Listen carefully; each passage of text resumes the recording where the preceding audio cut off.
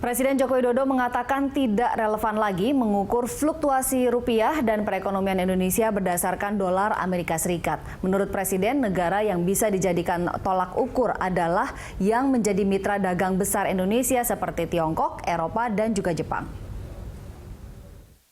Joko Widodo mengutarakan pemikirannya tentang persepsi nilai tukar rupiah yang selama ini masih mengacu kepada dolar Amerika Serikat. Jokowi menilai dengan adanya dinamika politik pasca terpilihnya Donald Trump sebagai Presiden AS berimbas pada melemahnya seluruh mata uang dunia, tidak terkecuali rupiah. Menurut Jokowi, nilai tukar rupiah terhadap dolar Amerika Serikat sudah bukan tolak ukur yang tepat. Saat ini, lebih relevan jika melihat nilai tukar rupiah terhadap mata uang mitra dagang, seperti terhadap Tiongkok, Eropa, dan Jepang. Saat ini, kerjasama dagang antara Indonesia dengan Tiongkok mencapai 15,5% dari total perdagangan internasional Indonesia. Sementara Eropa mencapai 11,4% dan Jepang mencapai 10,7%, serta Amerika Serikat yang hanya 10%. Dan kelihatannya Trump akan menerapkan kebijakan ekonomi yang sifatnya reflationary. Kelihatannya akan menuju ke sana. Dan kurs dolar semakin mencerminkan antisipasi pasar bahwa pertumbuhan ekonomi Amerika akan lebih menguat lagi dan inflasi dolar akan melonjak.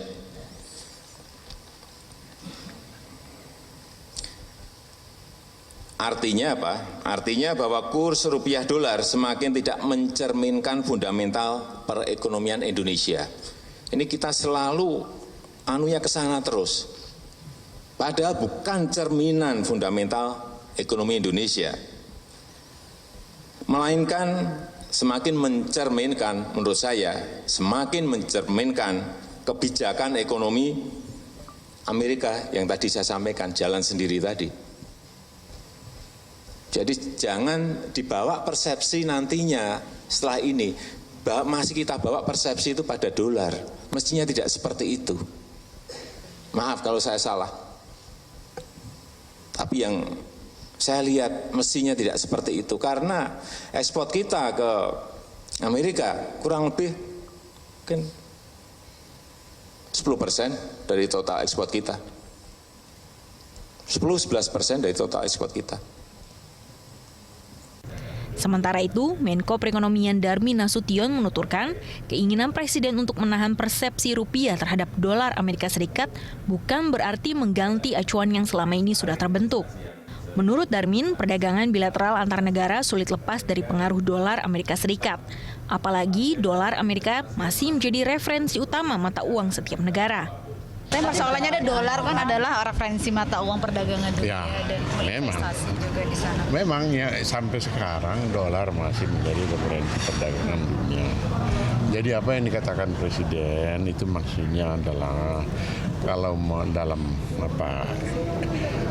esensinya sebenarnya kurs satu negara dengan yang lain itu ditentukan betul oleh perdagangannya. Tetapi soal perdagangan dunianya kan juga lain. Artinya Anda berdagang minyak dimanapun di dunia ini pasti harganya pun dolar di itu. Kalau proyeksi Darmin mengingatkan meski secara porsi ekspor Indonesia ke Amerika Serikat terbilang lebih kecil dibanding ekspor Indonesia ke Tiongkok, tetapi kondisinya ekspor Indonesia ke Amerika masih surplus. Hal ini berbeda dengan ekspor Indonesia ke Tiongkok yang trennya menunjukkan ke arah defisit. Tim Liputan Berita 1, Jakarta. Presiden Joko Widodo menegaskan bahwa mata uang rupiah dan dolar Amerika Serikat bukanlah tolak ukur yang tepat untuk mengukur perekonomian Indonesia. Menurut Jokowi, rupiah seharusnya dibandingkan dengan negara-negara mitra dagang terbesar seperti Tiongkok, Jepang, dan Eropa. Lantas apa untung dan juga ruginya kita beralih ke mata uang asing lainnya sebagai tolak ukur perekonomian? Langsung saja kita membahasnya bersama Chief Economist BCA, David Sumual. Mas David, selamat malam. Selamat malam. Terima kasih sudah hadir di Hot Economy. Nah, ini sebelum kita beralih kepada apa yang diinginkan oleh Presiden, kita kan ketahui bahwa tolak ukur perekonomian kita, lalu perdagangan, semua menggunakan dolar Amerika Serikat. Apa sih sebetulnya keuntungan kita memakai dolar? Ya, dolar ini kan anchor currency ya. Jadi mata uang reserve dunia dan digunakan mungkin untuk perdagangan memang porsinya pelan-pelan turun ya, tapi sekitar 70-80% masih menggunakan dolar. Lalu untuk transaksi finansial ini lebih besar lagi, mungkin 80-90% menggunakan dolar. Karena memang pasar Amerika ini pasar yang paling dalam. Jadi instrumennya lengkap, juga volumenya besar, sehingga kelebihan reserve, kelebihan dana di seluruh dunia itu banyak diinvestasikan di Amerika.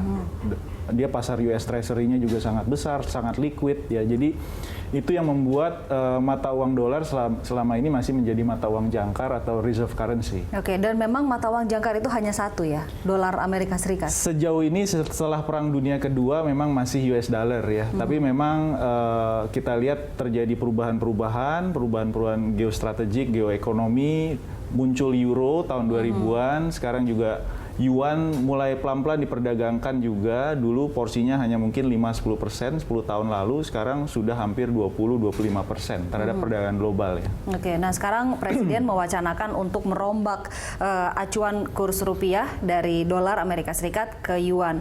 Ini Anda melihat tujuannya apa ya? Kan tadi sudah disebutkan, apakah hanya sekedar agar ekonomi kita tidak terlihat jelek gitu, atau memang ada alasan lain? Ya memang selama ini pasar selalu patokannya itu US dollar ya. Seperti kemarin US dollar menguat cukup kencang. Tapi kalau kita lihat istilah dalam ekonominya itu nominal effective exchange rate, sebenarnya nominal effective exchange rate kita flat gitu. Jadi kita memang melemah terhadap dolar, tapi terhadap mitra dagang utama lainnya seperti euro, yuan, terus juga ringgit misalnya, rupiah, itu kita menguat. Itu akibatnya kita masih flat kalau kita lihat dari sisi nominal effective exchange rate ya. Jadi kalau kita lihat tadi benar yang dikatakan oleh Pak Presiden bahwa porsi dagang kita itu makin lama makin besar dengan China ya. Dulu kita paling besar tahun 95 itu dengan Jepang sekitar 25%. Amerika itu sekitar 15-17%. Eropa sekitar 10%. Nah sekarang itu China itu dari cuma 1-2%, sekarang sudah lebih dari 12% porsi dagangnya dengan kita. Lalu Amerika pelan-pelan turun sekitar 10-11%. Eropa tinggal 10%, Jepang sekitar 10%. Jadi kita lihat makin ke sini memang makin dominan.